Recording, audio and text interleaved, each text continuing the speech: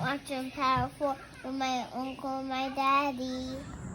Hey, yo, what it do? It's Big Dirty. I'm rocking with Power 4, Real and Wood. What's up? My name is Justin Austin. I'm from Chattanooga, Tennessee. Make sure y'all check out the new podcast called Power 4 with Real and Wood, man. They talking about everything basketball, man. Make sure y'all check that out as soon as possible. You ain't got nothing else better to do but sit at home, work, listen to music, and listen to podcasts. So might as well add this one to the list. Make sure y'all check it out, man. These dudes some cool cats, and they know what they're talking about. Peace. It's your girl Jazz Lewis over here at We Working, and I am definitely rocking with the squad, Real and Wood. Make sure y'all go check them out.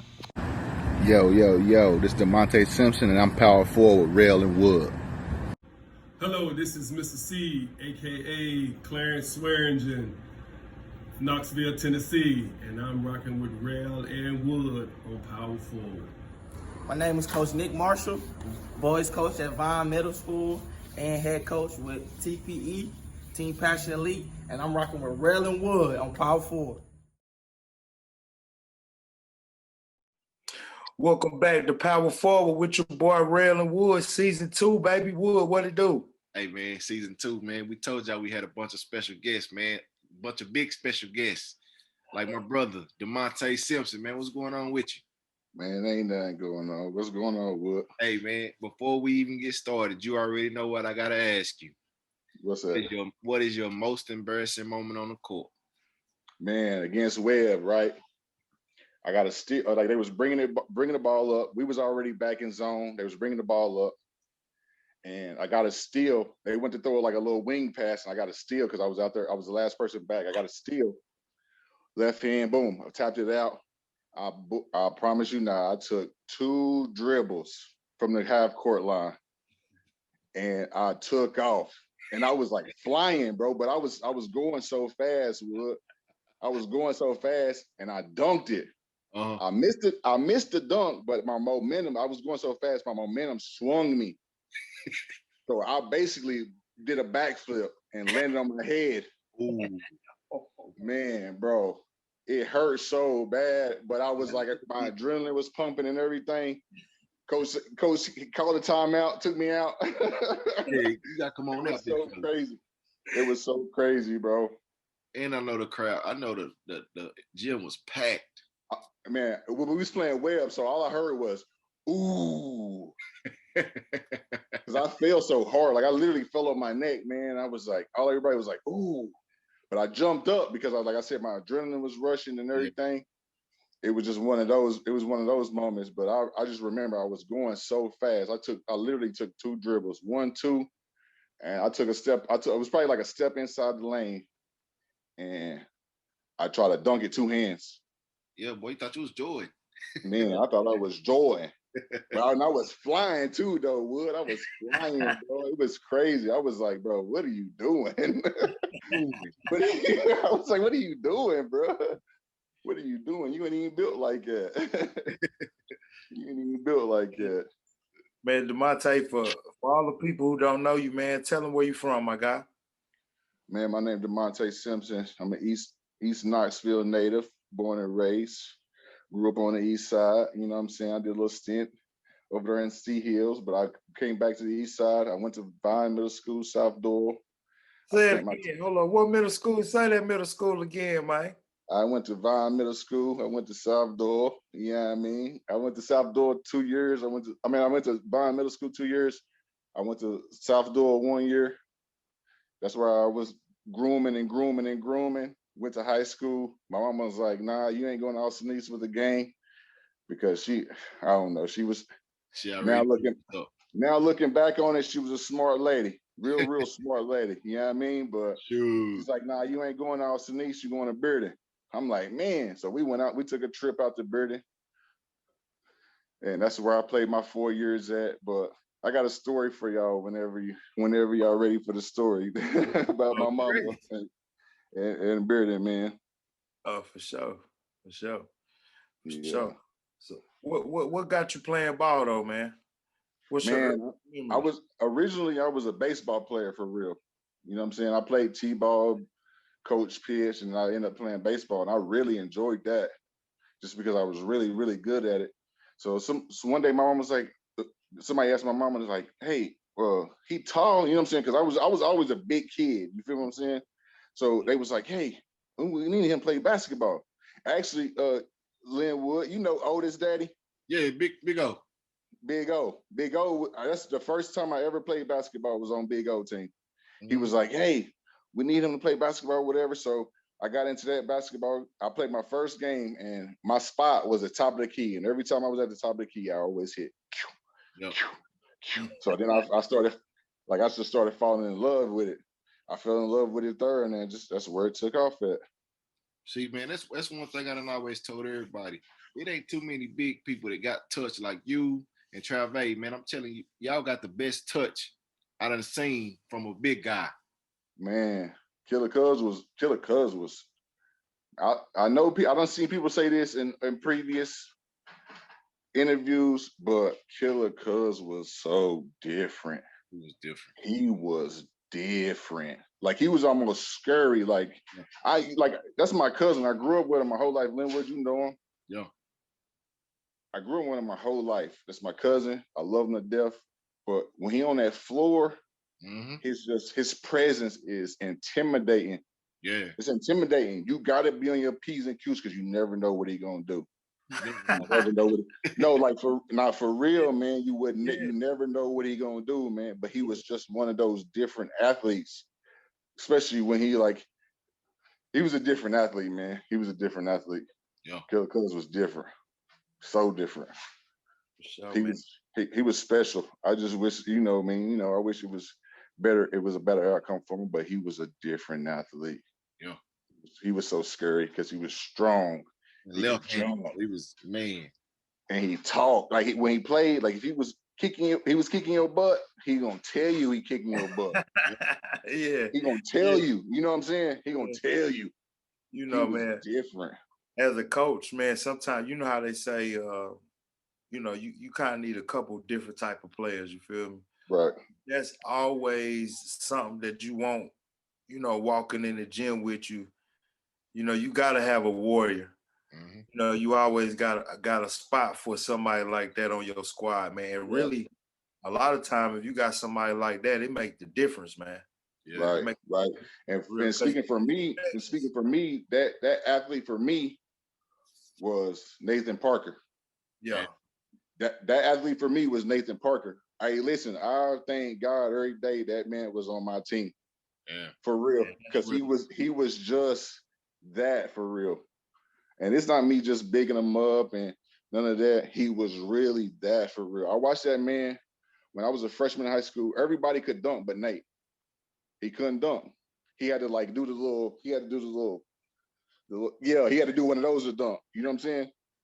That I promise you, 3 weeks later, he walked in the gym, he was windmilling between the legs, 360s, like all kinds of stuff. I'm like, bro, I said, dude, how did you do that? He was like, man, I was just doing calf raises and strength shoes. I was like, nah, Nate, like, nah, bro. Like you didn't just do that in 3 weeks. That don't come in 3 weeks, bro. It don't come in 3 weeks. That type of athleticism don't just come in 3 weeks, man. I'm sorry. But he was also a defender. Yeah. You know what I'm saying? I seen Nathan Parker go against Mason Plumlee. Like we was playing Christ School in North Carolina, and Mason Plumlee beat me on a dribble. And I was like, man, dang, he about to dunk this thing. This is gonna change the momentum. When I turned around after he beat me, Nate and him was like, it's in the sky. And Nate blocked it. We talking about a 7'1" man with a 7, like almost 8 foot wingspan. He met him at the top in the middle of the freaking lane, bro. It was it was different, bro. It was different. I thank God for having him on my team because I would have hated to play against him. He was a freak of nature, dude. And a freak of nature. A freak of nature. He was just different. Every time people bring up his name, man, I'm not from here, but every time somebody bring up his name, they always speak about how his athleticism, man, and how he went about it. I know Big Howard got a lot of praise for Nathan, man. Man, real, listen. Nathan Parker was a dog. Like you needed to chain him up to the tree in the backyard type dog. He was one of them with the big anchor chain. He Yeah. was one of them. You know what I'm Yeah. saying? Hey man, I remember we was at a basketball camp one time, and he was like, man, we was playing 2-3 zone. He was like, Monte, I bet when we go on offense, you won't dunk it. I bet you won't dunk on nobody. And I'm being him just talking. I just looked at him. So we go back on offense, and like they was playing, they went zone on us, and they just swung past. You know how the zone is. I was down on the bottom. I was on the baseline, swung past, caught it 1-2, and punched it. And he just started laughing. He just started laughing hysterically in the gym. Me and him got taken out the game, and we had to run like 4 or 5 sprints on the sideline just because he was just that player. He wanted the best out of you. You know what I'm saying? Although you might have been like, man, he ain't never serious. He wanted the best out of you because you could always count on him. Right. No matter what, you can always count on him. He was just that type of player. You can always count on him. Always. And I was listening, man. I'm so grateful for him, man, because he was always reliable. Always reliable. Always. He just, man, people don't know about Nate. People like, yeah, man, Nate, I know the inside scoop about Nate. Nate was a nasty, nasty boy. Yeah. Nasty, nasty boy. I love You it. better not jump with him. Listen, you jump one. I seen him windmill on 3 people. I said, hey, real. Yeah. I know I'm telling that story and talking a lot. Nah, The you man- good. You It good. was me and Nate on a fast break. 2 people, 2 on 3, right? I got the ball at half court because it was like I think I got a steal. So I got the ball at half court. I passed it to Nate. He was at the wing. I said, Nate, dunk on him. All right, I'm not gonna say the explicit part, but I said, Nate, dunk on him. He 1-2 windmill that mug on 2 people like that, and he was fully extended, so he had his knee with it. Ooh, all the way around. Boom! I was like, oh my gosh! I said, oh, this bug different. He different. Yeah. I love it though. He different, man. When I moved here, you was in high school around that time. You know, you was already in high school, and we kind of fast forwarding or whatever. But what I want to know is kind of take me to what all got y'all together, because what I saw, not knowing y'all or whatever, y'all just look like a close little group. You know what I mean? You could tell y'all had chemistry. I'm gonna keep it gangster with y'all. Yeah. You can ask Wood. Them guys I played with in high school, at least 4 of them. So me, Blake, and Gabe played on the same AAU team, same Pop. I guess you want to call it Pop Warner. When we was like 10, 11, 12, you know what I'm saying? So we played on the same team from like 10 years old. You see what I'm saying? But it was just us 3 though at that time. You know what I'm saying? So when Gabe's little brother was old enough, he had been around us so much, so he already knew, you know what I'm saying? He already knew the system. Yeah. You feel me? Ronrico, we was like, his dad had an AAU team with Lil Tony, so he knew the system too. So he knew how we motored and whatnot. So it was really just us 3 from like me, Gabe, and Blake from like, I promise, like 10, 11, 12 years old. And then we add Nate to the picture. Nate just came in really for real. He was just in the area. You know what I'm saying? Nate really was just in the area. And that's the God honest truth. He was just in the area. I really never even played basketball with Nate. He was just I grew up with him. So he was my best friend for real. You know what I'm saying? So I grew up with him on a personal side, but we never really played basketball together. Yeah. He always played with, I think he played with Rule, if I'm not mistaken, in basketball. Yeah. He played with Rule. He played with Big Joe. Not Big Joe. Joe. He played with Joe out there. He that's who they played with. So it was like he never really played with us for real. But me, Blake, and Gabe, we just like grew up together basically. So, and then we had this guy, Dustin Craig. I don't know if you guys know of Dustin Craig. Yeah, Dustin Craig he came in with us in 8th grade. That was the first time ever playing with him. He came with us in 8th grade. So that's how we all 4 ended up going to Burden, because we all was in that area for real. So we ended up all 4 going to Burden. Then Nate was in the area. So that's 5. And that's how it all came together for real. That's how it all came together for real. Man, they had a big team, Wood. Man, that was a college team for real. Yeah, y'all No, boys. we really was, because Gabe at the time was like 6'3". Yeah. Gabe was the time was like 6'3". Me and Blake grew the same time. So I grew my freshman year into sophomore year, I grew 5 inches. So I was 6'4" when I got to Bearden. Yeah. You see what I'm saying? So I grew 5 inches. I grew to 6'9" just in a summer. So by the time to start up the sophomore year, I was 6'9". That's and crazy. some change. Barefoot. 6'9" and some change, barefoot. And I got Blake who's 6'7". Yeah. Right? I got Nate who's growing still. He grew in a small spurt. So Nate's still growing. His athleticism growing. He figuring out his body. Nate grew to be about 6'5", 6'6". So I got that. I got Dustin Craig who's 6'6". Yeah. I got Gabe 6'3". You know what I'm saying? So we got these point guards that was before us. They was like 6 foot, 6'1". Really, Yeah. you know what I'm saying? So our team was like really like the biggest team that's ever been in this area, because we just had length, we had size, we was just big as hell for real. We was big as hell for real. I really was though, man. That was huge. For sure. Yeah. What was it like, man? What was it like, bro? I'm gonna tell you a game that I can remember, man. I think this was big for I think it was big for Knoxville, but it was probably bigger for you all as a group and for the Bearden program. Mm-hmm. When they said, yo, man, Bearden got Oak Hill. They bringing Oak Hill to the city. Right. They bringing Oak Hill to the city, man. Right.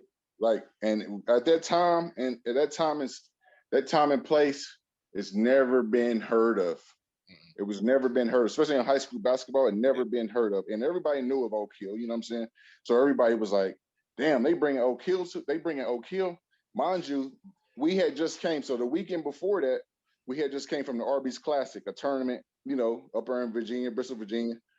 Yeah. You bring teams from everywhere. The good teams, Tennessee teams, Georgia teams. We played a team from Miami. It was like 2 or 3 teams from Miami. So like Arby's Classic. So we played in that tournament.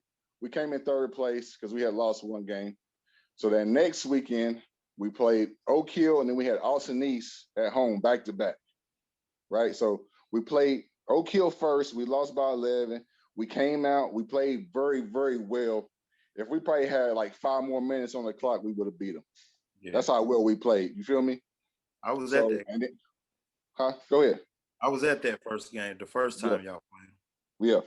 So we played them. We played really well. They respected us at the end of the night. Coach Smith respected us at the end of the night. And really, the inside secret, this I found out how we got them to play us, is Coach Blevins and Coach Smith was friends. I'm like, man, and they're like, man, Rail and Wood, y'all wouldn't even understand the feeling of just changing periods of classes, right? So say it's like 2:30, we get out of school at 3:30. So we changing periods, and you looking out the windows of your classes, and there's a line already for the game. Trying to get in. Yeah. Trying to get in. I got Tennessee players texting my phone like, man, what's up, bro? I need to get in the game. Can you get me in the door? Can you open this? Whatever, what you will. And I'm like, the Tyler Smiths, the Dwayne Chisholms, like, that area. So I'm like, yeah, bro, I got you. You know what I'm saying? Because I was being recruited by Tennessee at the time. So I'm like, yeah, bro, I got you. Don't even trip. I'm going to have somebody come pop the door open for you. I'll let you, whoever you with in, whatever. Because it was at capacity. It was sold out before we was even out of school. Yeah. You know what I'm saying? So we played that game. We lost 11. And then the next day, we played Austin East at home and beat them 60 at Bearden. Mm-hmm. Beat them 60. And that was a good team that Austin East had. And what's so crazy, this is what's so crazy. Trave, when we had lost at the Arby's, we was undefeated until we lost at the Arby's. That was probably the only team. We never lost to a team in the state of Tennessee at Arby's, right? Mm-hmm. I mean, in that year, we never lost to the state of Tennessee until we got to the state tournament. We never lost to a team out of Tennessee. Everybody else was out of state. So I got a phone call on my phone. I'm like, hello. They're like, yeah, blah, yeah. We the only undefeated team in Tennessee now.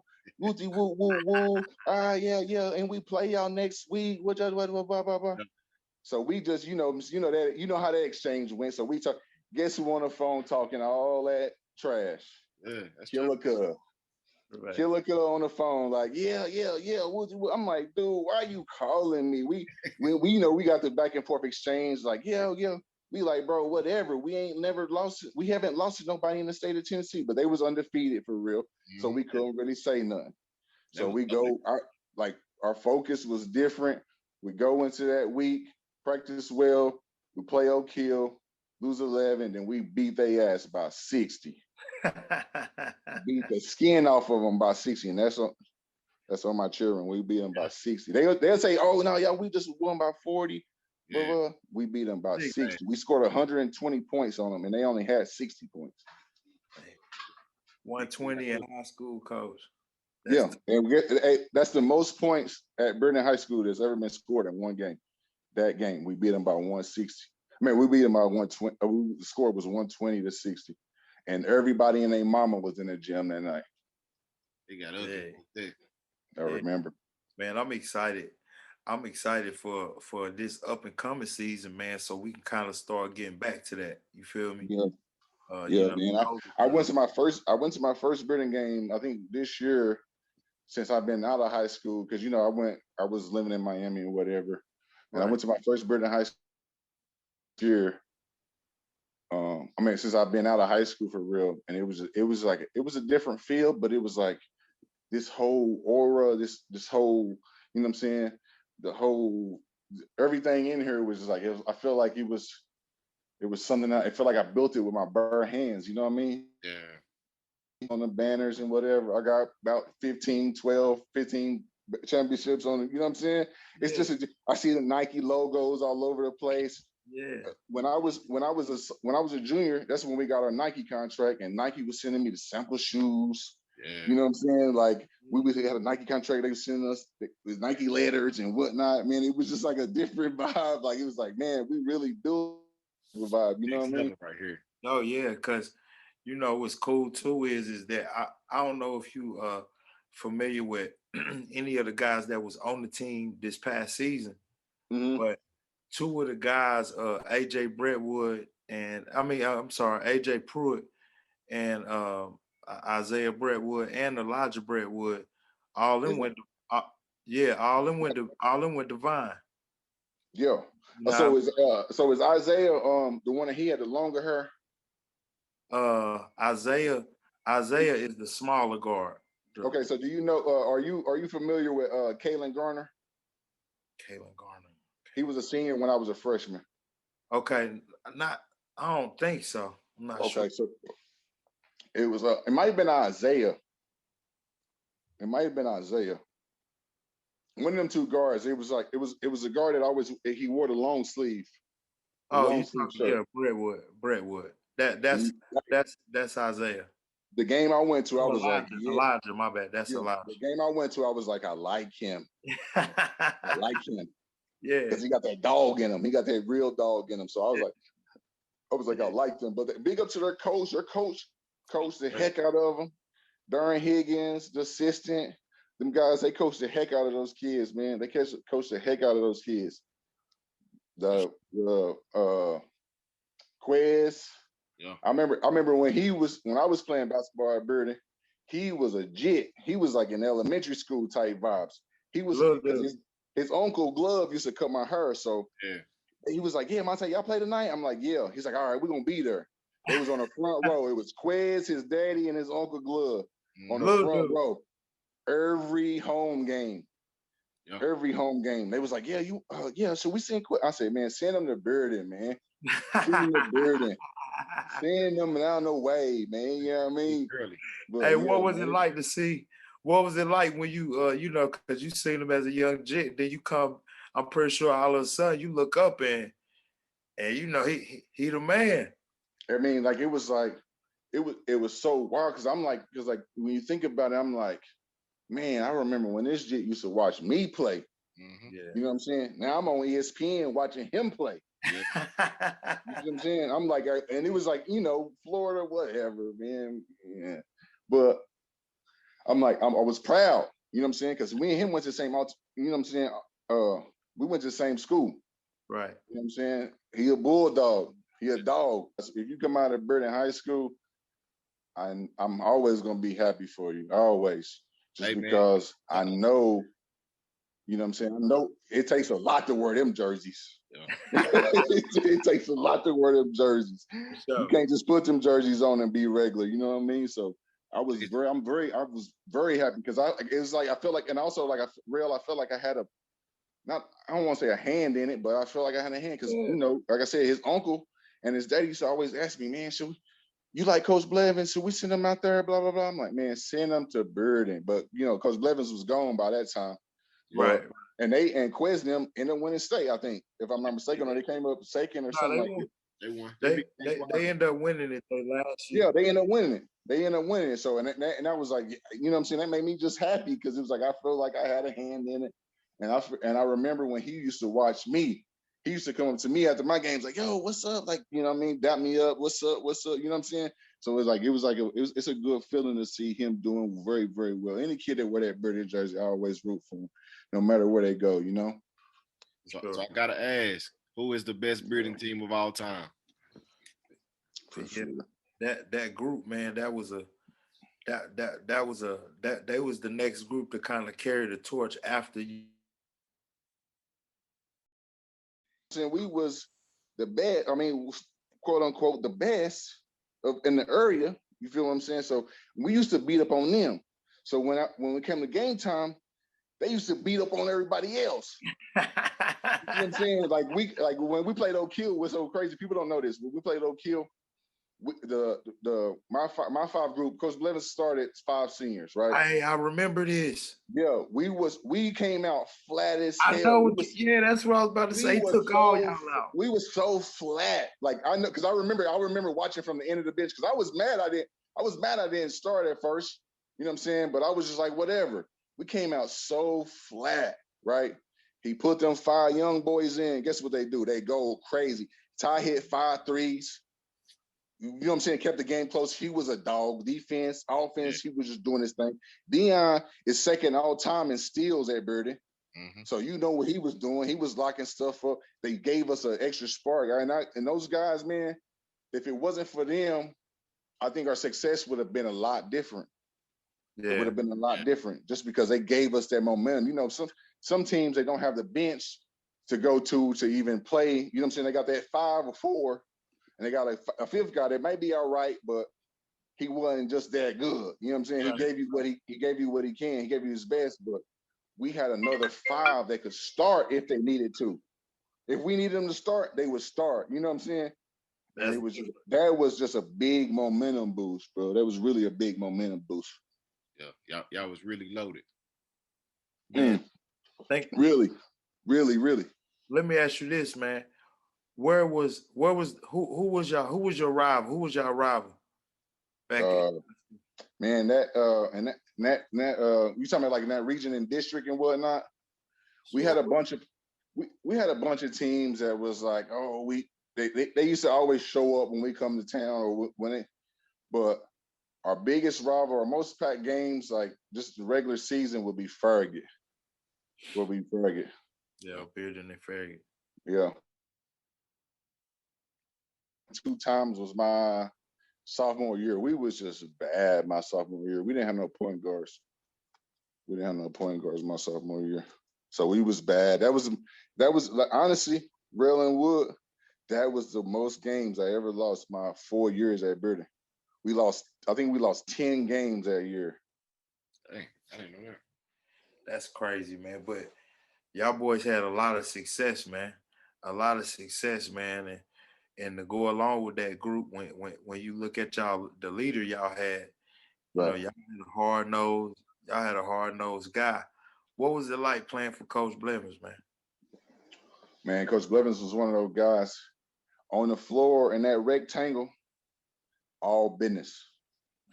All business. You feel what I'm saying? All business. Don't come in the rectangle BSing, don't be late. run your plays, do what you need to do. Don't miss no dunks, layups, none of that stuff. It's all business. You know what I'm saying? But outside that rectangle, outside the school, wherever, he'll invite you to his crib for pizza. You know what I'm saying? Take you wherever. Like, man, I remember one time we went to a summer camp and then we was playing this racist team, and the coach was telling them to foul us as hard as they could and all that stuff. This is the first time I ever heard them cuss, right? So somebody was like, so after the game, we was walking out the gym and somebody was like, did y'all win? And it just so happened, I see Coach Blevins in the corner of my eye walking past me. And he was like, yeah, we kicked their ass. Just like that. And he kept walking out the gym, bro. I was like, oh yeah, he a wild boy. But he curved. Like the thing about Coach Blevins is he curved, man. He curved. I remember I was averaging like a C. I had a C average, probably like my sophomore year, I had a C average. He made me go to summer school for 2 years to break my grades up. I had to retake classes. Every class I had a C in, he made me retake it so I can get a B or above. So when I got the SAT and the ACT, I didn't have to score high. I could just go. You know what I'm saying? Yeah. And he was like I said, in that rectangle, you might have hated him. You didn't like him. You might not agree with nothing he said in that rectangle, none of that. But I know outside of that rectangle, he really, really, really genuinely and honestly cared about every player that ever came through there, man. Because I remember watching guys that played 5 and 10 years before me come back and play. You know what I'm saying? Play pickup games. What is it? Alma mater. Yeah. Play those games. They used to come play pickup with us and stuff, and they used to come back. Hey, coach, hug them, kiss them, get on the court. You know what I'm saying? But it was just one of those relationships. He was on the court, like I said, in that rectangle, he was man. You might have hated him, but outside that rectangle, he really, really genuinely, even inside the rectangle, he really, really genuinely cared about the persons. You know what I'm saying? That was the biggest part with me. That's why I was able to be and do what I was able to do because of him, for real. So with all the success y'all had while in high school, do you feel like y'all was the best team in Britain history? In Britain history? I gotta ask it. Ooh. Well, that's a tough one, man. That's tough. It's just because like the expectations for us was so high. Yeah. You know what I mean? Like it was like the expectations was so high. Like even Nike was expecting us to play in the national tournament. Yeah. They was expecting us to win the state tournament to go and able to go for us to even go to the national tournament, because that's how you get to the national tournament. Right. You got to win the state tournament. You know what I'm saying? So they was expecting us to win the state tournament easy. Mm-hmm. And being like, because you know what I mean, the whole ranking and stuff. It was just like we had a lot of expectations on us, just from like peers, parents, coaches. Yeah. It was so high just because it was like our team had never been seen before, for real. Yeah. You know what I'm saying? So we had high expectations. I just, you know, me personally, I feel like I failed because I went to 2 state tournaments out of 4. You know what I mean? My sophomore year and my junior year, I mean, we didn't make it. We got beat by Dobbins Bennett my junior year, and we just was terrible my sophomore year. So, but I went to 2 of the 4. You know what I mean? I was 50% of was going to state tournaments, but it was just like I failed. Like, you know what I'm saying? Because I never went as far as I wanted to go. Just as a personal level, I feel like I failed. You know what I mean? But but it's like, but what gives me satisfaction and what makes me happy is the younger generations, the generations after us. They did big things, right?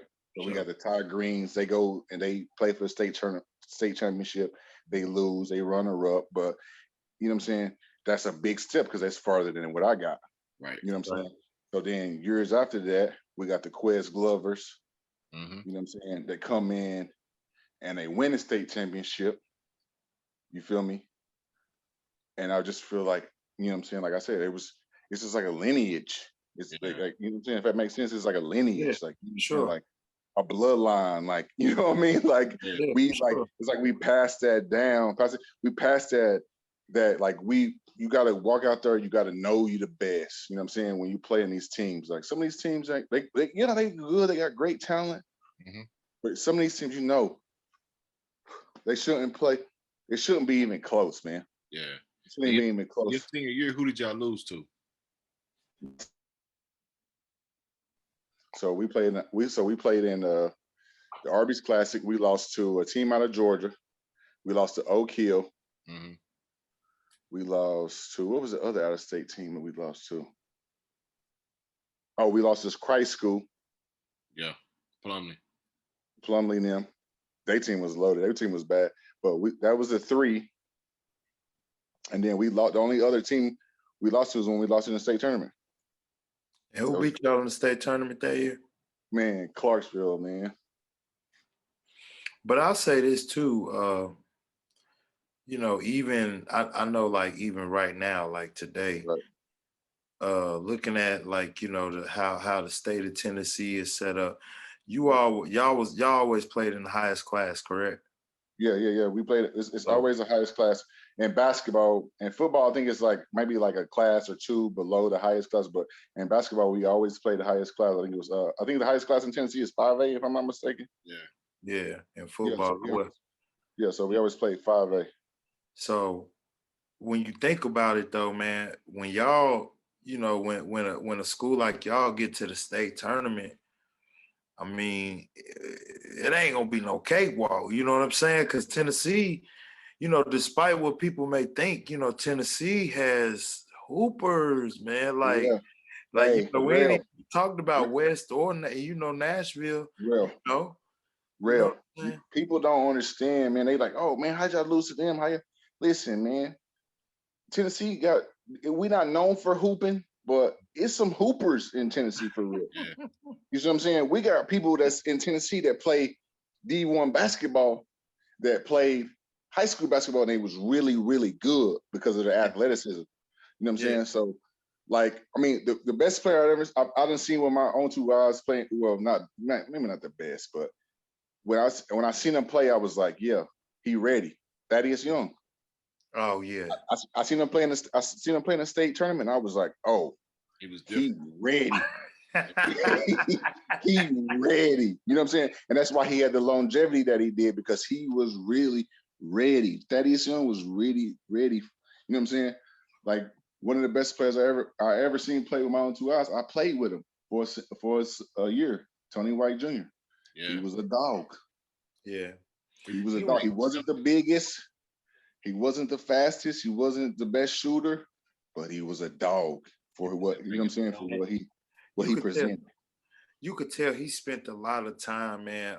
I remember coming to watch him play in a game, and I'm gonna tell you what it was. I saw him they used to have a little Christmas tournament, and I was there to watch my cousin. Yeah. I was there to watch I think this might have been James' freshman year, Gallman. Me and James the same year. So I was on that same team. That's when Sibley on that team with you. Yeah, that was I'm gonna tell you a little backstory. That was the first time I ever played varsity basketball in high school. For real? Yeah, I know our Wood. I was there, Wood. Yeah, I was there. That was the first time I ever played high school basketball. Man, dude, you was big as I don't know what, too. Yeah. And what was so crazy, Leo, what was so crazy about that situation, right? When I was in 8th grade, the 8th grade summer, we was playing, I was playing AAU, whatever, our team, whatever. My mama took me, like, we went on a route. My mama was like, okay, let's go. I'm like, okay, where we going? We get on the highway, we heading west. So I'm like, where we going? Like, you know what I'm saying? We get off at Gallagher View, make a left. We pass Kingston Pike. We go up to the high school. I'm like, bro, what is she doing? So we pull up to Burden High School, bro. Me and my mom parked, jumped out. She was like, let's go. I'm like, dang, what I do? Like, I feel like I was in trouble type vibes. You know what I'm saying? We pull up, we go inside, and my mama single-handedly stopped practice by herself. Real, listen, on my kids. Shoot. My mama, shout out to Suge, love you, mama. She single-handedly stopped practice by herself. She like, I need to speak to the man. And his assistant came over, Coach Blevins' assistant came over and was like, ma'am, like we practicing right now. You gotta wait till after practice or just she like, nah, I need to speak to the man right now. Right. So his assistant was like, man, like scrambling. So Coach Blevins, seeing that this assistant couldn't handle the situation, he walks over. He like, hey man, she's like, I need to speak to the man. She's like, are you the man? Coach Blevins was like, yes, ma'am. And she was like, my son gonna be playing for you. This is my son, DeMonte Simpson. He gonna be playing for you. And he was like, all right, just bring him back when school starts, and we'll start him out on freshman.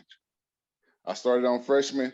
I think my first game of freshman, I had like 25 and 15, 25 and 20 something. They was like, no, you're too good to play freshman. Yeah. You got to play JV.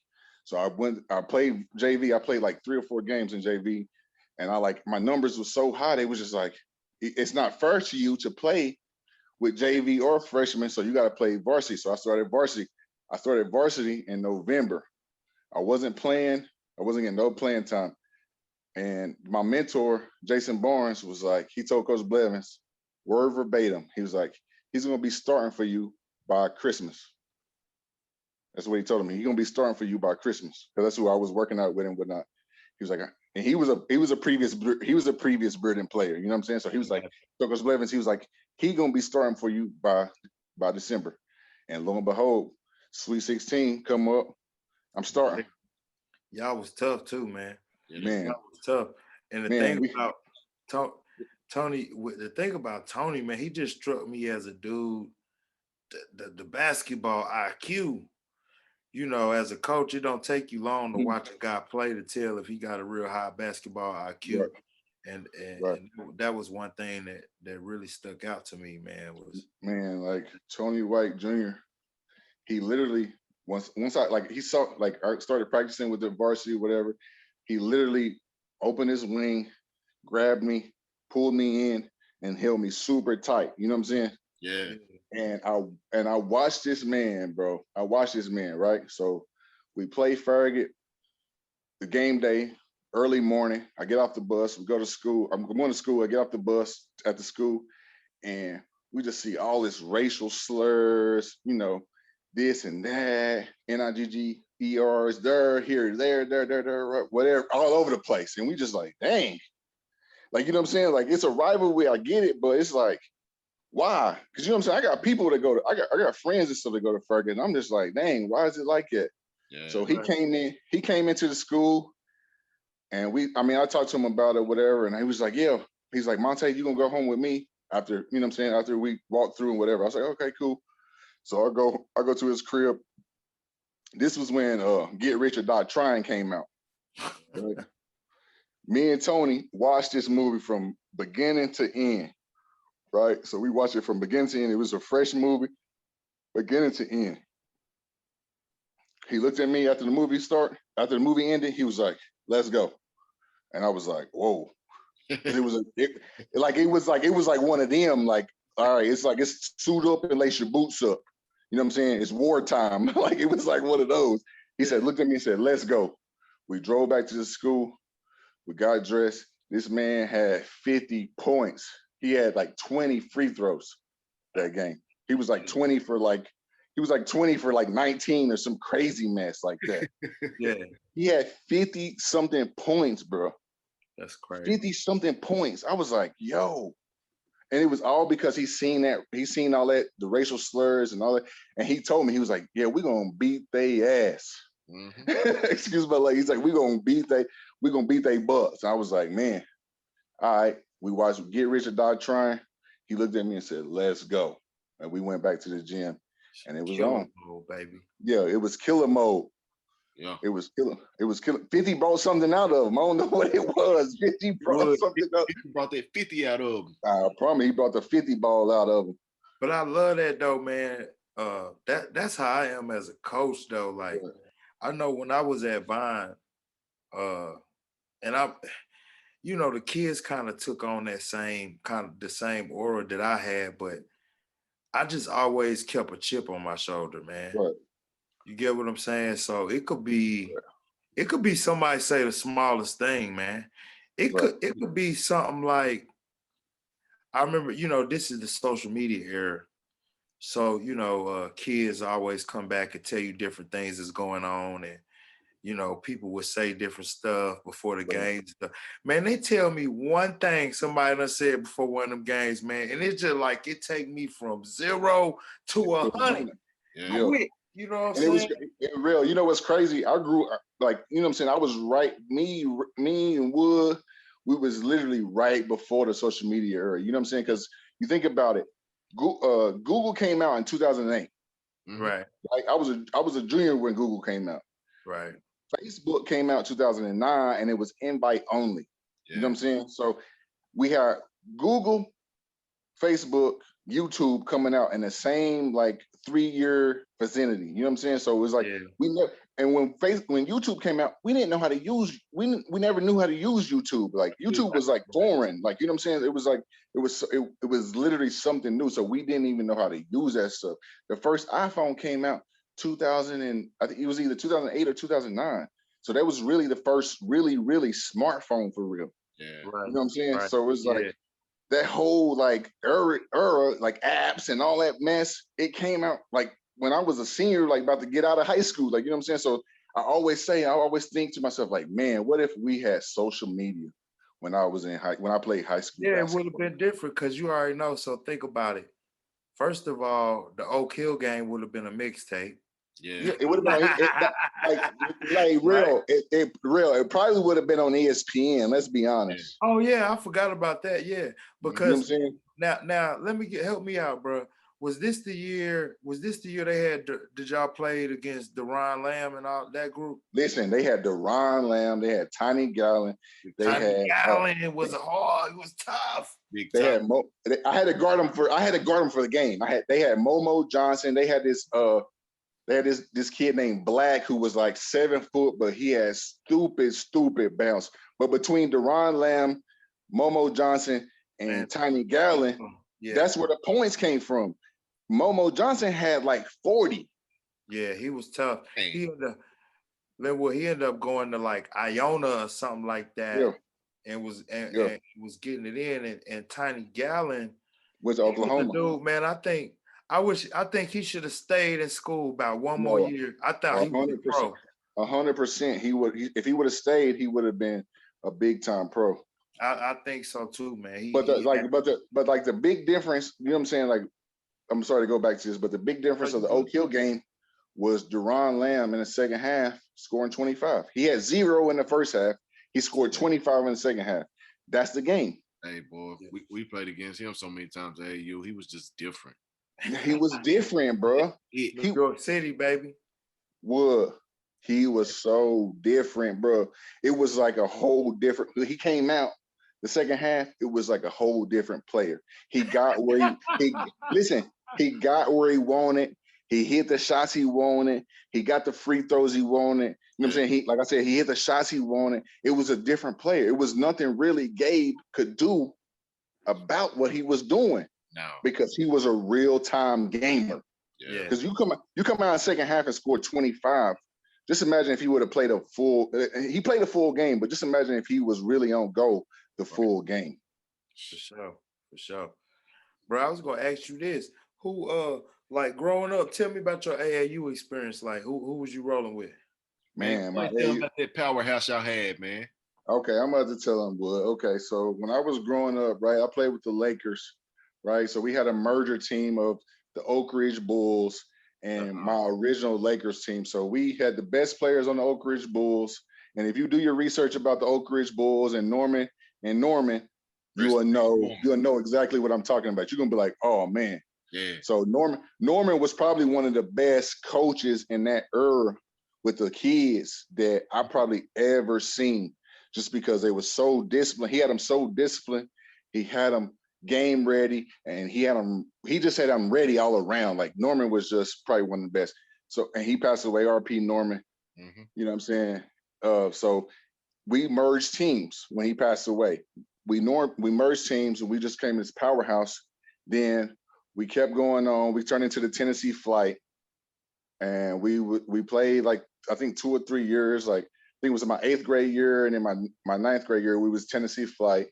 And then after that, we just like teams was like calling, like trying to pick us up. Like I played with the Nashville I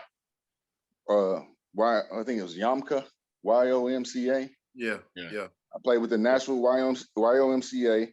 I'm talking about, this is a different level. They was sending you gas money to drive to Nashville to practice. You could stay at the crib. They had a practice facility on their property, bro. You pull up to the property, they got stables, they got Kentucky green grass, they got all these thoroughbreds just running around. Like I'm like, man, this is different. Yeah. They got a gym in the back of all this, right? Back in the back of their crib. So we had our own practice facility. As soon as we pull up, my first day of practice, we pull up, we had nothing but Nike gear just set out by number. Yeah. Travel bags, shoes, flip-flops, backpacks, jerseys, 3 different colors. And so I played with them, and then I played with Mid-State too, as well as the Tennessee Flight. So I played with 3. At one point in time, I was playing with 3 teams until they just died down to 2. Yeah. And then it died down to 1 because I just didn't have the time. And we was playing against each other. I'm like, man, I'm supposed to be on this team, but I'm on this team. Yeah. It was hey, man, it was so crazy. It was so crazy. And then we just end up at the end of it, we just end up all just breaking apart and going our separate ways. And you know what I'm saying? Like I said, like Nate still played my high school team, but he played with a different AAU team. Me and Blake played on the same AAU team until we graduated for real. You, Blake, who else was on that team? What team? With the Flight. With the Flight, it was originally like our original Flight team. It was me, Blake, Gabe, Dustin Craig. Mm-hmm. Nate played like a year or 2. Yeah. We had Trawan Hayes. Mm-hmm. We had Landry Stanton. We had Patrick Maloney. We had Tyler. We had a kid named Taylor, I think. We had a couple. When did the Jones play with y'all? Oh yeah, no, I was about to get to that. Both of the Jones played with us because their uncle, Uncle Ronnie was on our team. Was one of our coaches. So that was our 12. You talking about? Y'all got a little stacked up. No, we was definitely stacked up. I mean, like when we was in Knoxville, I remember we played a tournament at Heritage, and we beat a coach. I mean, we beat a team being coached by Pat Summit, right? Mm-hmm. By 70. Pat Summit on the sideline. We beat him by 70. For real. She was coaching her son, Tyler Summit. We beat him by 70. And then one day we had I guess it was an AU tournament at Bearden, and she was there, and her son had a tournament there. But we weren't playing in the tournament because it was just like, for what? She walked up to me and my mama, and she was like, I'm gonna get you a wig and a sports bra. so you can play. I BS you now. She's like, so you can play on my team. I was like, dang, I must be decent if you know what I'm saying. One of the winningest coaches in college basketball, man and female, want me to play on her team. She said she would recruit me if I was a female, bro. Yeah, that's what she told me. Me and my mama was standing side by side. Me, my mama, and then it was Pat Summit. She was like, I would recruit you if you was a girl. Hey, for sure. Look, hey, bro. So, did you have a moment where it's like, you know what, man? I think I could take this to the next level. Man, yes, bro. I had so many. It had so many different levels, and like it was like I said, like Coach Blevins in between the rectangle, he was all business. But outside of the rectangle, it was about you personally. What can you like? How can I help you? Type vibes. You know what I'm saying? What can I do to help you? You know what I'm saying? So I had a tournament, whatever. I was playing in a tournament. We had a team camp, a Burden team camp at Ole Miss, and Ole Miss was recruiting me at the time. But I was like, one of the parents had to like drive me down later because I was because I had just got back from my tournament, and they drove me back, and Coach Blevins was like, hey, you gonna take the day off, whatever. And I'm like, I can play, coach. He's like, nah, you gonna. Like, man, I was watching my guys beat the dog crap out of all these teams. I'm like, man, I don't even need to play. You know what I'm saying? That's how good we was. I'm like, man, I don't even need to play, man. They taking care of business. You know what I'm saying? But I'm being recruited by Ole Miss, so I wanted to play or whatever. And I'm just like, whatever. So we just there chilling and whatever.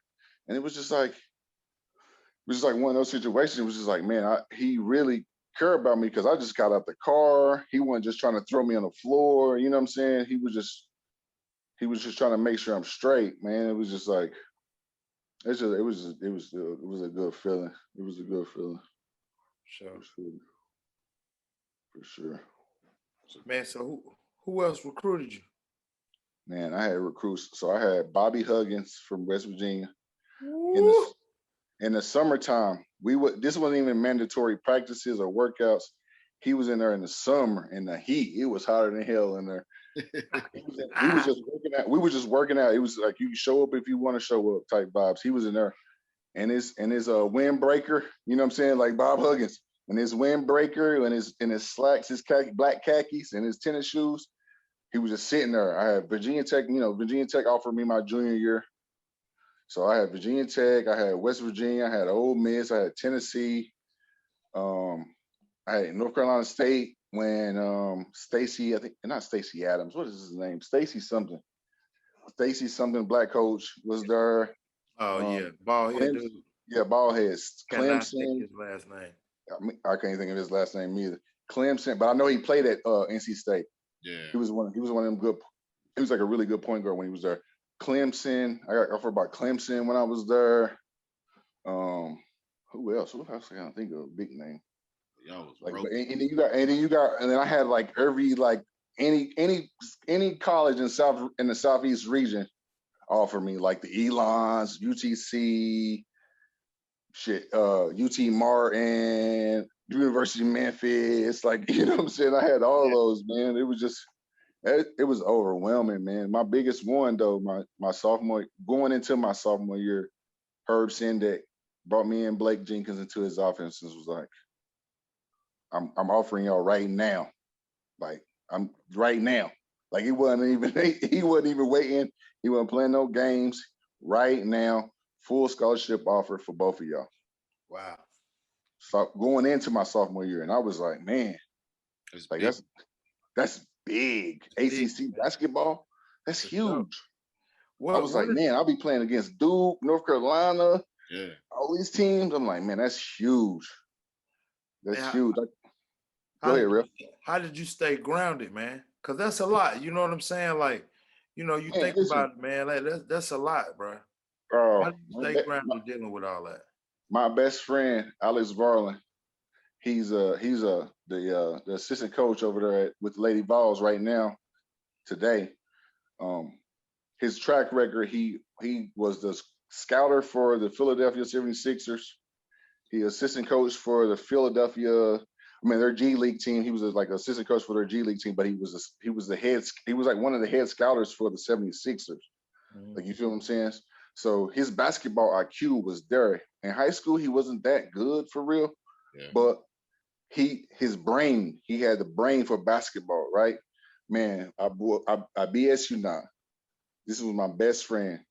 It was one game I had like 35 and 25, and he was like, well, that was all right. You could have had 40. He said you could have had 50 if you would have made your free throws. Yeah. If you didn't miss this layup, if you didn't miss this shot, if you didn't do this or if you didn't do that, if you was in this spot, you would have had 50. You missed this rebound, you could have had 30 rebounds. If you didn't miss that rebound, you missed this rebound. He telling me like it was like he watched film, but he wasn't watching film. He was just at the game.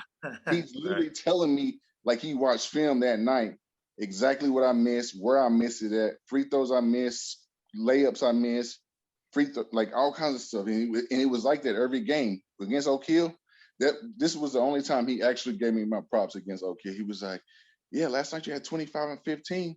He's like, that was a pretty good game, man. He was like, that was pretty good. But any other game, he told me about myself. It didn't matter. It didn't matter if I had 30. He told me about myself. He like, nah, you sucked last night. You had 30, but you sucked. That's what kept me. That's what kept me grounded for real. Because I'm like, I had to see him every day. I had to see him every day, every single day. The reason why I'm asking him that is because, you know, we kind of talked about it now. You know, like now we're in a different era, right? Where like, you know, like you get way more attention now. You get what I'm saying?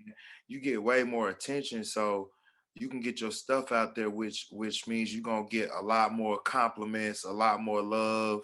Right. You know, so sometimes I think it's positive for sure, but sometimes I just get worried about I don't want the young dudes to think like I made it. You get what I'm saying? Right. Like And I ain't got like to I work said, hard no more. like I said, I grew up, I played in a different era, and like without the social media was just being born. You know what I'm saying? Right. So when I played, the only way people would talk about me, or the way I could see myself, or people talking bad about me or whatever, was newspaper. You know what I'm saying? Yeah. That was the main way. Like, you know what I'm saying? I had people write a full 3-page article about me.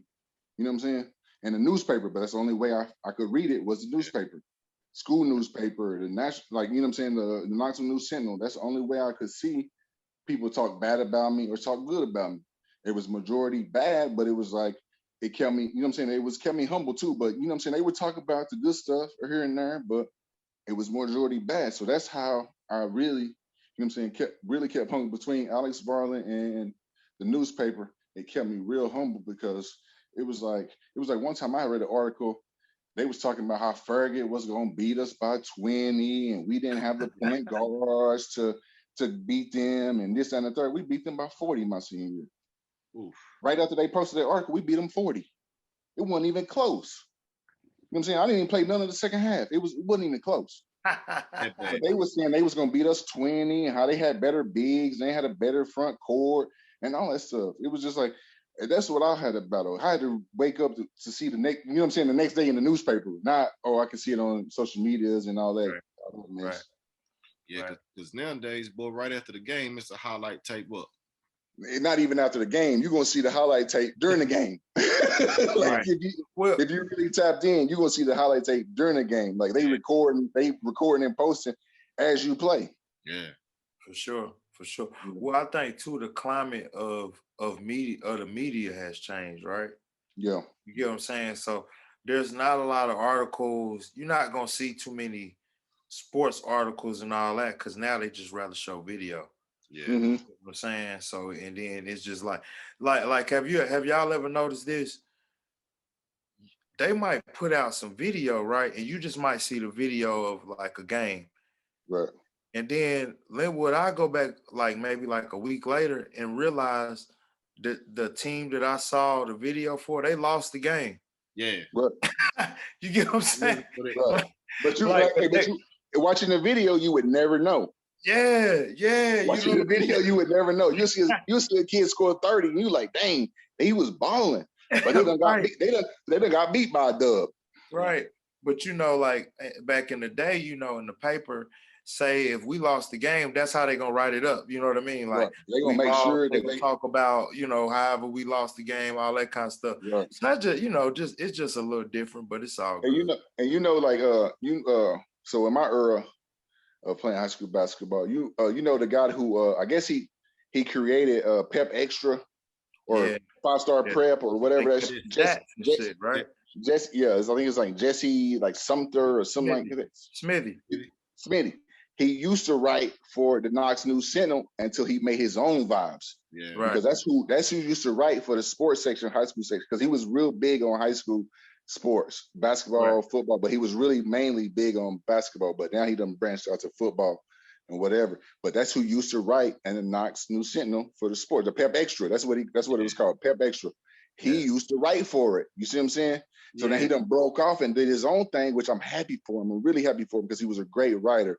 He gave me my props. He always showed props when props was due. Like when we talked to him, he was always like, I'm saying, a cool guy.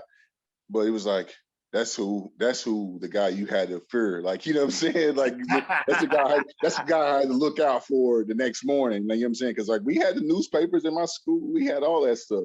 Yeah. Like we had all that. We had the newspaper drop off at the door. So we got to read the newspaper. You know what I'm saying? Coach had cut the whole articles out. Like, look what they said about y'all. They said y'all wasn't no good. They said y'all was gonna get beat by Fergie by 20 points. Your point guards wasn't no good. The backcourt wasn't no good. I'm like, man, we all just came in like, man, we about to dog these boys. You know what I mean? So that's how we always used to find it. It was crazy. It's crazy to think about now because now you can look on your phone. You just open your apps and you're like, oh man, it's right there. You know what I'm saying? Right there. then back then we had to wait till the newspaper came out. We had to can't wait till the fresh ink dries. You know what I'm saying? Pull up after school and boom, there the newspaper is.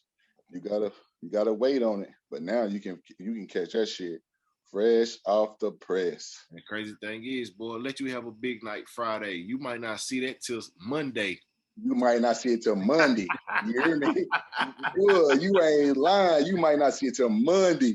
You look in the newspaper, you go straight to the little sports section. You like, dang, we're not even. They got the Tennessee basketball, baseball, soccer, football, and all in the newspaper. You don't even see your stuff, and then here it come, Pep Extra, Jesse Smitty, boom, he done wrote the article. Oh man, he done. Because I know, like when I was at the Arby's, when we was there practicing and whatnot. Jesse wrote like I said, he wrote like a 3-page, little 3-page spread on me, and he was up there at the Arby's with me, and he was like recording it, and he wasn't writing down nothing, but he was recording it on his like tape recorder. You know what I'm saying? So that didn't come out for another week. You know what I'm saying? But you feel me? So it was like but he was. I'm so happy for him now, especially with this new era where he can charge for his information, and he can put his own stuff up there without having to go through Nas New Center and whatnot. But I'm happy for him. But he done set a kind of a standard for football, basketball. You know what I'm saying? As far as social media and getting those kids out there. For sure. Bro, I want to ask you this, man. What do the game mean to you, man? Man, I wish it's so crazy. It's probably hard in one answer to one question. That's a great question too, though, because it's like I said, like I woke up today, my kids is like, let's go outside and play basketball. Let's go play basketball with us. And so I come outside and we play horse, and I talk my trash. Like I still got it. Like nobody's gonna beat me in this and whatever. Wooty whoop. You know what I'm saying? So I go out there, I shoot with them a bit. We playing horse and I beat everybody. I'm playing 4 people, so I beat everybody. And it was I haven't really shot a basketball competitively in some time. You know what I'm saying? Because I work so much and I do this, dad stuff and house stuff and husband stuff. So I don't really play too much of basketball really no more, but I miss it. Like, you know what I'm saying? Whenever I get out there and I'm able to touch a basketball, and I'm just like, you know what I'm saying? I'm back at home. It's like it's going. I don't went to the crib. Like I'm at the crib now. Yeah, look at me do this. Look at me do that. Watch this. You know what I'm saying? So it's like I'm back at the crib. I'm home when I touch a basketball, and basketball just means so much to me, man. It saved me from a lot of stuff it saved me from a lot of stuff, a lot of BS. You know what I mean? Saved me from being in the streets fully. You know what I'm saying? Straightened me from being gangbanger and all this and that, you know what I'm saying? Like, and really, bro, it's kind of basketball, but I really want to give the biggest props to my mama. Yeah. You know what I'm saying? My mama. Sure. You know what I'm saying? Big Suge, you know what I'm saying? For sure. Shout out mama, man. I love you, baby. But that's my mama, man. My mama, for real. You feel me? Oh, you're gonna do this. You're gonna do this. If you wanna play this, okay, cool. You're gonna do it. There ain't no quitting. There ain't no you gonna hang around in the summers. And man, listen, when I played basketball, bro, I probably was home Monday through Wednesday, and that was it. And I was only home Monday because I had just came home Sunday. Right. You know what I'm saying? Right. And this was for 4 years straight, bro. My coach in high school, he was on the bandwagon of banning AAU. Yeah. Because that's how much we was gone. He was trying to ban AAU. He like, man, nah. And he got about 8 to 9 players playing AAU, full blown playing AAU, 2-3 teams. Real. So he like, nah, I'm trying to ban this because I need them here for team camps. I need them for team workouts. We was like, nah, man, we out here. We on the road. We'll catch you when we get back. You know what I'm saying? Yeah, we're going to get some of this bump out here, Coach. We're going to get some of this bump. I need to go see Roy Williams sitting on the sideline when I play. You know what I'm saying? Type energy for real. Like, you know what I'm saying? But he hated AAU basketball. I remember when they was doing that whole, oh, should we ban AAU? Oh, we're going to turn it to you can work out 2 weeks before AAU, or you can't work out then because of AAU. You know what I'm saying? that whole energy, he wanted to stop AAU. I promise you he did. Because he was, but it was because he was so tapped in for real. Yeah. You know what I'm saying? Yeah. He was really tapped in for all these coaches, Bobby Huggins, the Virginia Tech, the Herb Sindex. I forgot about Auburn. They offered me too. Yeah. And mind you, this is Herb Sindeck and what is his name that was at Auburn when he was there? It was his brother. They was brothers. So I got two brothers competing for me to play at their school. Yeah, that's real. That's real. You know what I'm saying? So it was a different type of energy. But yeah, we was never at home, man. And I thank God for Suge for real, man. Because Suge could have just been like, okay, well, you can go to Austin East and you can play, and you don't play summers. You can play like 3 weeks in summer, and then you can be at home. She was like, nah, nigga, you going out. You're going to go out here, and you're going to be on the road every weekend. Mm-hmm. You can play with whoever wants you to play with them. You know what I'm saying? It was just I thank God for Suge, man, because my life would have been so different. And thank God for that Spalding, man, for real. And that Wilson. Wilson changed my life, for real. For sure. Man, so DeMonte, man, another thing that really comes to mind for me is, you know, I sit back and I listen to you, you know, talk about your, you know, how the game been real good to you. But one thing that really, really stands out to me is it seems like that the game, it brought good ass people around you. Man, it brought some memorable, you know what I'm saying? I done had some people come around, man, like ever since I was legit.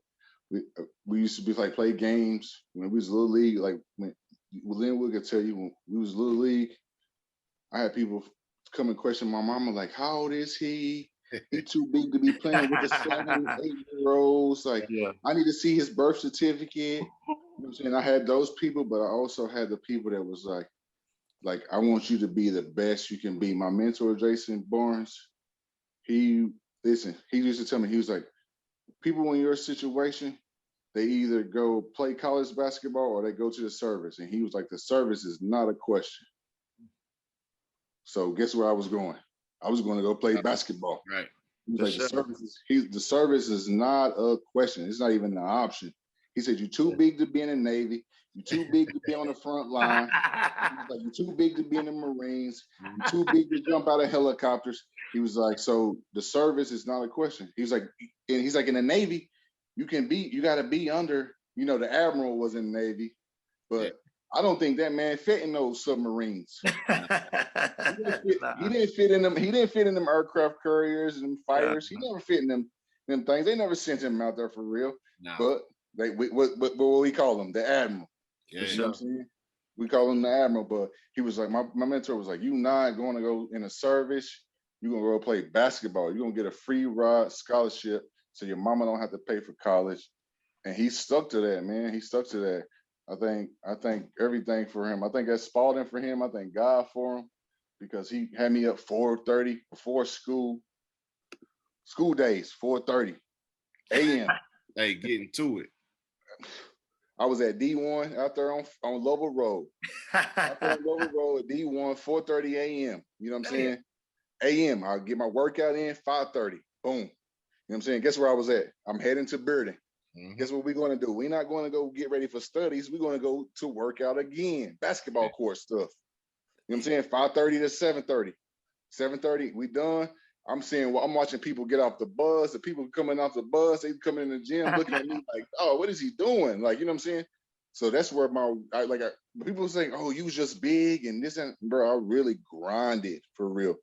When people were sleeping and they was in the bed and their mamas was waking them up for school, I was in the gym. I was lifting weights. I was doing all that stuff. When I was getting out of school and on Saturdays and Sundays, Friday, Saturday, Sunday, when I was getting out of school, guess what I was doing? Strength shoes, walking up hills, working out. Like I was really grinding for real. It was never just oh, you just big. You know what I'm saying? I was really in the gym. I was really working. I was really working on the weights, all that good stuff. You know what I'm saying? But I had a lot of people pushing me, man. You know what I'm saying? So it was just a different experience. Like people would always think, oh man, he was just big. Like I was just big. Man, I could shoot 15 footers, 17 footers. Yeah. You know what I'm saying? Like, you know what I'm saying? Yeah. I can put a move on you. I had good footwork. You know what I'm saying? Soft touch, lay you at the rim. I might dunk on you depending on how I'm feeling. Like, you know what I'm saying? Like, you know what I'm saying? It was that type of energy. Like, when people was just, it was like, I always hear like people, and it's like these young guys, you know what I'm saying? Like, oh man, you couldn't do this, you couldn't do that. You know what I'm saying?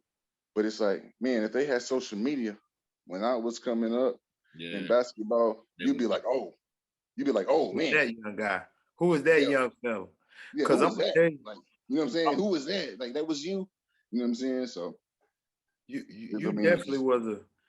definitely now during your high school time, man, I could see exactly why college coaches fell in love with you because of your size and your touch around the rim and stuff like that. It's not hard to find big guys when you look across the country, but it's hard to find big guys that got some skill, they got that skill set. Yeah. You know what I'm saying? Especially a bigger guy like your stature. And it was like when we was going into high school and college and stuff, you had 7-footers, but they couldn't move. Yeah. Right. You know what I'm saying? They could dunk the basketball, but they couldn't shoot 17-footers. It was strictly post moves, but they didn't really have no post moves. They were just bigger than everybody. You know what I'm saying? I played against a lot of those guys. You know what I'm saying? I played against a guy that was going to Pittsburgh, but he had no moves. He was 7'1". He was a house. But he had no moves. All he had was turn dunk. He couldn't shoot. He had no touch. You know what I'm saying? He get the ball around the rim. If he didn't dunk it, he liable to miss the layup. 7'1", you know what I'm saying? But he going to Pittsburgh. Couldn't run up and down the floor. He couldn't do nothing. But he was 7'1". He going to Pittsburgh. It was like when I went to FAU, that's where I ended up going after all that hoopla. I had a guy there's a guy named Noel. He was going to North Carolina. He was like, yeah, he's going to be a freshman at North Carolina next year. Kick his ass. I was like, all right. So dogging him. He had no moves. He was huge. He could run. He was athletic, stocky. He was about 6'8", 6'9". He could jump. He was like I said, he was athletic, but he had no moves. He couldn't shoot the basketball. He couldn't play defense. One dimension. I was dogging him. I was playing at Florida Atlantic University. I'm like, how he going to North Carolina, my school? He going to my school where I should have been. You know what I'm saying? He going to my school, and he ain't even representing. Get this nigga off the floor. Excuse my language. Get him off the floor. His dog head. Get him off the floor, man. Get him out of here, right? Get him out. He ain't going to North Carolina. I'm about to call Lloyd. He ain't coming. But he ended up playing there for like 2 years though. But every time I seen him on the TV, I was like, man, I used to dog him. Kill him. I used to dog him. What was your hardest adjustment in going, transitioning from high school to college? Real, I'm gonna be like, you gonna think I'm lying, but honestly, Coach Blevins, he made it so easy to transition from high school to basketball because conditioning. We used to run, we used to run 1,200, is it 100 meters? So what's one lap around the track? 400. We used to run 12 400s for conditioning. That's what we did for conditioning. And you had to beat it. You had to get in there under 1 minute and 20 seconds. Sprints. We're not talking about no jog. We talking, and we used to do them one by one. One by one. And every one of them got to be under 120. Damn. That was our condition. I done seen that make men, you know what I'm saying? I done seen that make men. So when we go to college and the college conditioning coach, the strength and conditioning coach, and the coaches outside, they like, okay, so we're gonna run the mile. You got to make it in under 6:10. This a breeze. Yeah. We used to run 400s in high school. You know what I'm saying? My first time ever running the mile in college for conditioning, I made it in like 6:07, something like that. 6:10, I think that was my high. 6:10. That's just because we was running 400 sprints, and you got to sprint it. There ain't no jogging it. There ain't none of that. You got to sprint. That was our conditioning, man. That was our conditioning. We used to do it Tuesdays and Thursdays for about 5 to 6. I think it was either 5 or 6 weeks. Tuesdays and Thursdays. Track. Don't even ask no questions. Put your shorts on. Put your socks on. Make sure you're comfortable, bring your water. You know what I'm saying? Closed. Everything is closed too. Like don't tell your mama to come out there and sit out there in the stands. Ain't none of that. Yeah. It's just Coach Blevins and us. He gonna make a man out of you. He gonna make a man out of you. He gonna throw up. Listen, he ain't gonna say, okay, well, just go sit over there. He gonna say, you throw up. He gonna say, okay, get ready for your next meet. And it was just group after group after group. You know what I'm saying? Like it wasn't. It was so the transition was so easy because he was. I want to say, like I said, in the rectangle, he was business. Yeah. Business. You know what I'm saying? But outside of the rectangle, he was a personable guy. So he made the transition so easy because even outside of the rectangle or inside of the rectangle, when you go to college, they was business. They was like, oh, we got to work. We got to do this. Guess what? I've been working for 4 years before I even got her. Yeah, you know what I'm saying? That was my outlook on. I've been working before I got her. Really, for real. You know what I'm saying? So it was like, it wasn't no pressure hitting, but that was his thing. That was his motto. That was his motive. I'm going to have you ready. So when it's come time to play college basketball, you ain't getting ready. You already ready. You ready to go. You know what I'm saying? Like think about Blake Jenkins. You look at Blake Jenkins and his track record at Belmont. Look at how many conference championships he got. Yeah. And that'll tell you he was ready. Him and Ian Clark, they was ready. Yeah. They was ready. You know what I'm saying? Because I think them boys won 4 conference championships. They went to the tournament 4 times. Yeah, they was very successful when he was there. Very successful. And you know what I'm saying? That's a lot. That big part with Blake Jenkins anyway, that was a big part of Mark Blevins. He was ready. And Blake shout out to Coach Blevins, man. Yeah. Yeah, shout out to my man, Coach Blevins. He down there, he went to Alabama and did this. He's doing his thing right now. Still. He's still down there doing his thing. They hated on my boy, Coach Blevins, but we'll talk. That's another conversation for another day, but it's all good. But yeah, man, Blake Jenkins was ready. That's why he won 4 conference championships. That's why he went to 4 national tournaments because he was ready. He didn't have to get ready, and he didn't even play his freshman year.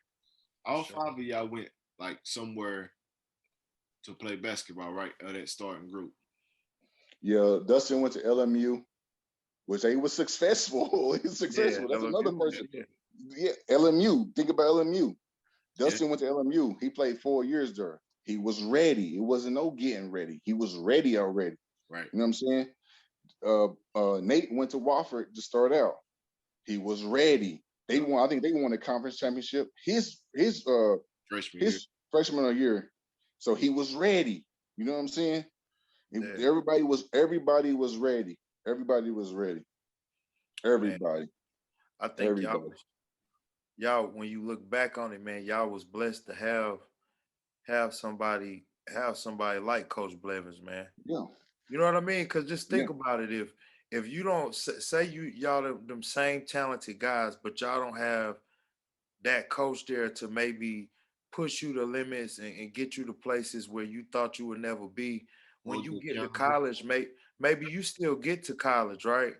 But you got everything you need you get what I'm saying, to last or to even not to knock Coach Mitchell, but think about all the talent Coach Mitchell had at Austin. Yeah. And that's just the truth. You know what I'm saying? Yeah. I'm not knocking him. I'm not saying he wasn't a good coach. I'm not saying this. I'm not saying that. Think about all the talent that Coach Mitchell has ever touched at Austin East. And think about how many guys did he put in college? Yeah. Not many. Yeah. I mean, and I'm not, like I said, I'm not knocking him. Yeah. I'm not knocking him. I'm not dogging him. I'm just speaking the truth. You know what I'm saying? Chance Jones, out of 4 years, was one of the only people he put in college basketball. Yeah. And 4 years. And Brendan Lopez went to a whole different. He went to North Carolina to play basketball and then came back to AE. You know what I'm saying? Right. Then it was like, oh yeah, he real good. Yeah, he good. You know what I'm saying? It took him to go to North Carolina to come back. Like, oh yeah, Brendan Lopez, he the real deal. You know what I'm saying? Yeah. It shouldn't have been that. It should have been Brendan Lopez. Because Brendan Lopez was a dog before that. He was a dog before he even went to North Carolina, for real. Been a dog. Yeah. Been a dog. Real you know talk. what I'm saying? Being a dog. And I'm not, like I said, I'm not knocking nobody. I ain't dogging nobody. I'm just saying the truth. Coach Mitchell had touched a lot of talent that didn't play college basketball, and they should have. Yeah. They should have. what y'all seen here, man. That team was special, man. Twins, you had Trave, you had Flo. Yeah. No, Flo had left my junior year. We beat them a dub at Greenville at a tournament in Greenville. And Flo had like 30. Rest in peace, my boy Flo. I love you, bro. Yeah. I love you, boy. Rest in peace, Flo. But he had 30. But guess what? We like that was my partner, so we used to talk about it all the time. He like, he like, boy, y'all was bad. Yeah. Y'all was bad. He said, and I'll be like, Flo. I said, yeah, Flo, we beat y'all 20 your senior year, and then we beat y'all 60 the next year. He was like, yeah, but I still had 30. But I still had 30. Ice cream man. Yeah, the ice cream man, the Chuki man. Rest in peace, LL, man. Love you, boy. For sure, man. Yeah, man. But yeah, I mean, it was a great time, man.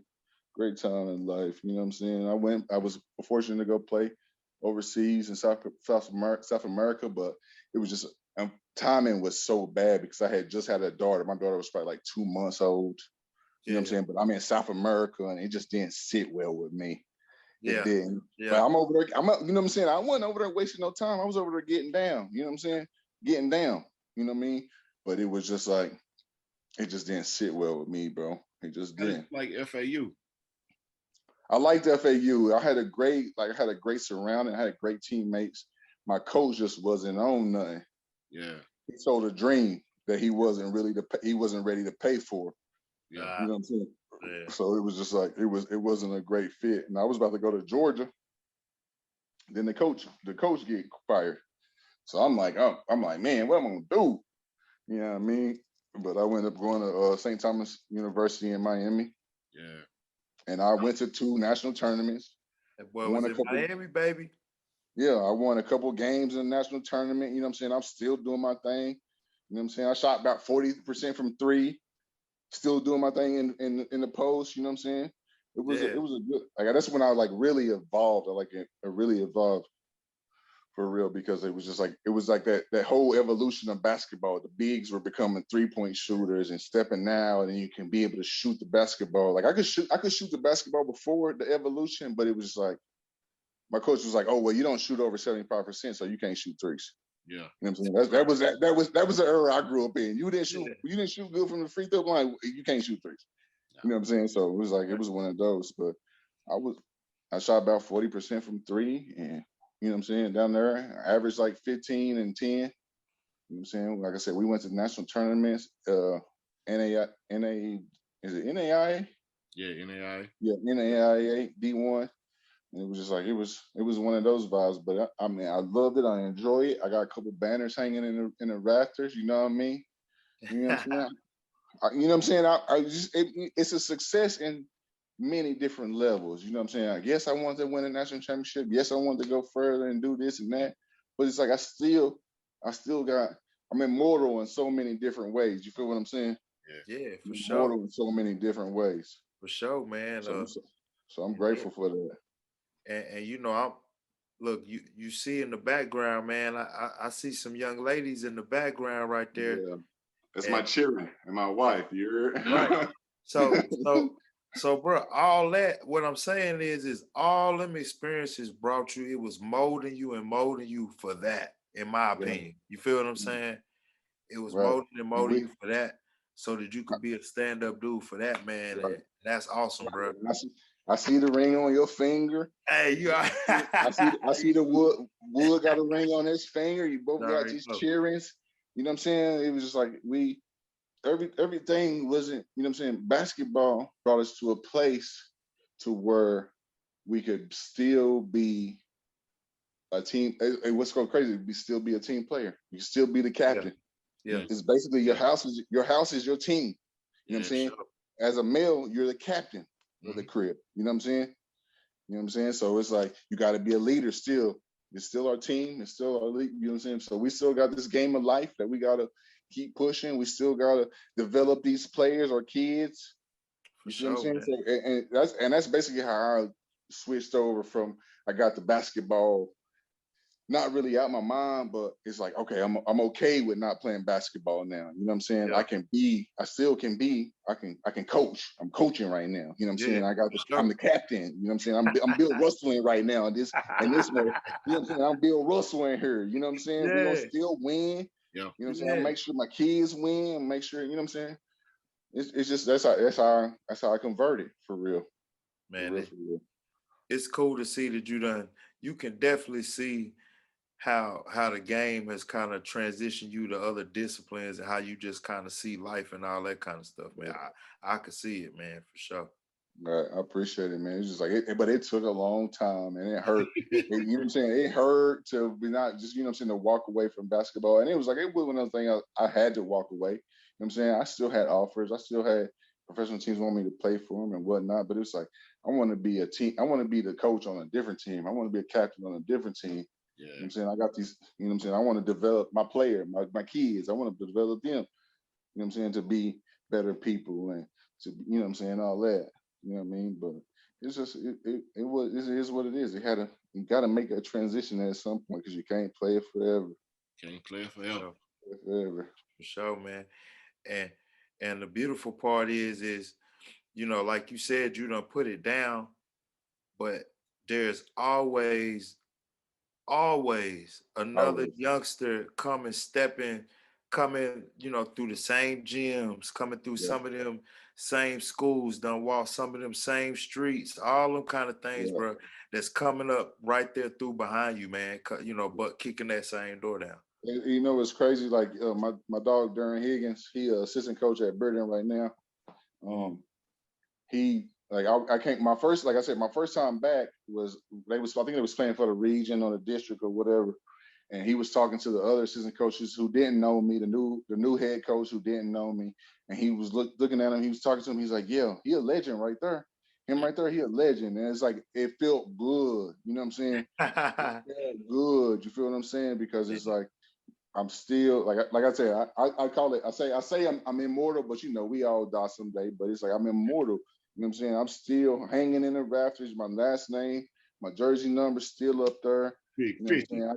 I got banners down there in Miami that's still hanging in the rafters. You know what I'm saying? So it's like, it feels good, man. It feels real good. Sure. So who did you pattern your game after when you played? Oh, you know, the Diesel. The Diesel. Hey. Superman. The Diesel. I knew it. Yeah, the Diesel.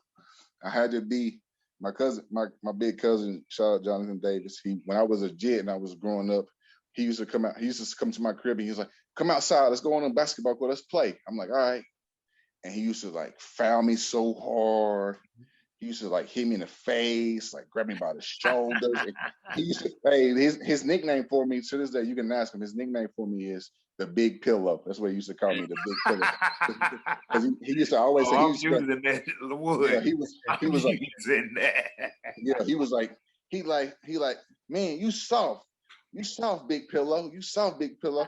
So then when you know what I'm saying, so I correlated that playing out there on the street as this little, the little pump up goes or whatever, to basketball, making it legal, you know what I'm saying, legal moves and all that stuff, making it to where you gotta foul me hard or it's just gonna be whatever, you know, like it's gonna be a bucket, whatever. But shout out him, the Big Pillow, that was my nickname forever. Hey, listen, to this day, he still call me the Big Pillow. That's what's up, man. So what was your toughest place to play? The toughest place? Yeah. I played at this tournament when I was at FAU against, I don't know what the team was. It might have been Florida State or Miami. And it was like in this big dome like type of stadium. And I was like, it was probably my worst game. Like I had 4 fouls in the first half. I probably didn't play too much. It was awful. It was awful. It was a different type of atmosphere. Jeez. Let me ask you this, man. Now you done played a lot of basketball, played against a lot, had the opportunity to play against a lot of guys. Right. Well, who was the dude? He just kicked your ass. Just kicked my ass. I'm not even gonna. It's hard to be like, oh, it was. Or this you guy. felt like he got the better of you. How's that? Okay, it was probably when we went to Christ school for real, because I had to have so much help. Like I was really a defender for real, like, but I had to have so much help at Christ school when we went to Christ school against Mason Plumlee and his three brothers. I had to have so much help because they had a guy that was going to North Carolina State, North Carolina State and other different schools, and it was just like I had to have so much help, like, you know what I'm saying, because he was like, he in the NBA still, you know what I'm saying? So that tells you anything. He's in the NBA still, you know what I'm saying? So I had to have so much help that game, man. And the reason why I say that is because the reason why I say him is because we lost on a putback because he was just hard to box out. Yeah, because he got they had a shot last seconds, had a shot. I was kind of boxing him out, and he got around me, got the rebound, put it back, lay up, they win. That's how we lost. Man, you see what I'm saying? So that's why I say he was the toughest, because I had to have so much help. It was just like I had never seen a 7-footer like that, for real. I had never seen a 7-footer like that. He was mobile. He could run the floor. He was super crazy athletic. He had moves. And that's just where, that's what I was telling you earlier. That's where Nate came in. He helped me so much on that in that game. It was crazy. It was crazy. For sure, man. For sure. Wood, man, this dude here, man. Yeah. This dude here, man. We finally got him on, man. Man, finally got him. Finally got him on, making us proud, bro. Listen, man, I appreciate what y'all doing. I love the Power Four. I love the whole movement. I appreciate what y'all doing for the game of basketball. And y'all not just doing it one sided, you're doing it both sides. So I love it. You know what I'm saying? Yeah. So I really appreciate what y'all doing for the game of basketball. And I'm behind it 100%. Man, behind it 100%. And I appreciate you guys having me on, man. It's an honor for real. It's an honor for real. For sure, man. We just super proud, man, especially with everything that's, I'm pretty sure you've been keeping up with everything that's going on in the city, man. It's just beautiful, bro, to see all these products that we know that me and Linwood, we actually know or get to put on here, man, and showcase right here from our city. Right, so with all this stuff going on, man, we still got a lot to be proud and happy about, bro. Still got a lot to be proud of. And then we got this younger generation that's coming up. Shout out to B Mays. Shout out, man. Rap and what they doing over there with the B Mays Elite. You know what I'm saying? Shout out to my young boy Christopher Cherry. I knew it was coming. Yeah, you know what I'm saying? My boy, that's my dog. You know what I mean? He's doing his thing. You know what I'm saying? So you know what I mean? That's my blood. So I'm shout out to him. I'm proud of them boys, and I'm just happy. I'm like, you know what I'm saying? Out of all the negative, it's still some positive going on. You know what I mean? And like I said, shout out to B Mays them for doing what they're doing with these kids and these black males and females and football and whatever else they got going on over there. And it's just like it's a good feeling. You know what I'm saying? It's a good feeling. For sure, man. We got so many people in our city right now that's doing positive things, man. A lot of young brothers that are I'm noticing that they getting out of school, getting out of college, and they coming back and they being active, man, and that's what it's about. And I'm also noticing, I'm seeing some of them getting jobs back in Knox County, whether it be on the football field or some of them, starting back coaching and stuff. So it's just a good look right now, man. We on the come up, bro. Right, for sure. And it's just, like I said, with all the negative going on right now, it's just good to have a positive aspect, still moving. Even though in the dark is a little piece of light, you know what I mean? And that's how I'm looking at it. For sure, man. Man, bro, we appreciate you for being out here with us, man. Yeah, for sure. I appreciate y'all for real. I appreciate being on here. Like I said, I appreciate what y'all doing. I love it. And y'all keep doing it. Big mom, man, we appreciate you. Love you, bro. Love you, bro. All right, I'm going. Yes, sir, man. Power 4, we signing off, man, with the big man, DeMonte Simpson. I'm going to throw it in the post one time and cut off the post feed, coach. Yeah, nah, we ain't going to do that because I know how to shield them off. Love, man. Love. What is that? Love, man, love. All right. All right.